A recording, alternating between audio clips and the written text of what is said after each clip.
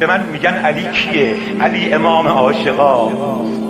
به من میگن علی چیه؟ داغ دل شقایقا. توی نجف یه خونه بود که دیواراش کاجلی بود، اسم صاحب اون خونه مولای مردا علی بود. توی نجف یه خونه بود که دیواراش کاجلی بود، اسم صاحب اون خونه مولای مردا علی بود. نصف شبا بلند می شد، یه کیسه داشت که ور می داشت، خرما و نون و خوردنی هر چی که داشت تو اون می زاش.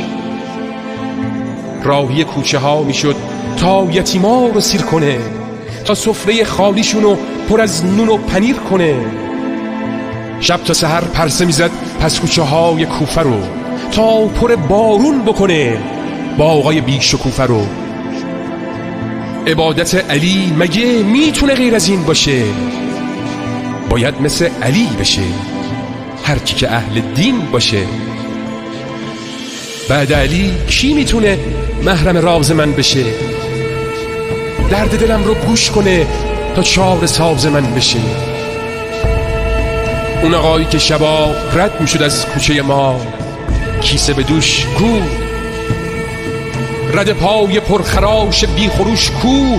اون آقای خلق پوش کو؟ کجاست اون آقا که پینه های دستاش مرهم دلای ما بود؟ نفس سبز نگاهش همیشه حلال مشکلای ما بود.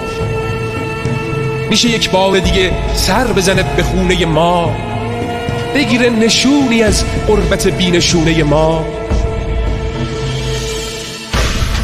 تیغی به اوج رفت و فرود آمدا تا فرود آمدا تا فرود آمدا تا فرود آمدا.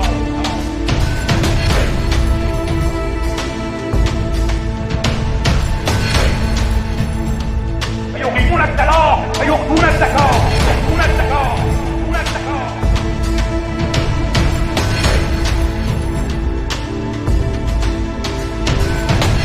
موهای آقا سپیده، جوونا کیسه رو از آقا بگیرین. قامت آقا خمیده، جوونا کیسه رو از آقا بگیرین. جوونا آقا بشین، زنده کنین رسم جوون مردی رو امشب. یتیما منتظرن، زنده کنین شیوه شبگردی رو امشب. یتیما پشت درای خونشون منتظر آقا نشستن. یتیما پشت درای خونشون منتظر آقا نشستن. گوش به زنگ تقتق یه جفت صدای پا نشستن. موهای آقا سپیده، جوونا کیسه رو از آقا بگیرین. قامت آقا خمیده، جوونا کیسه رو از آقا بگیرین. جوونا آقا بشین، زنده کنین رسم جوون مردی رو امشب. یتیما منتظرن، زنده کنین شیوه شبگردی رو امشب.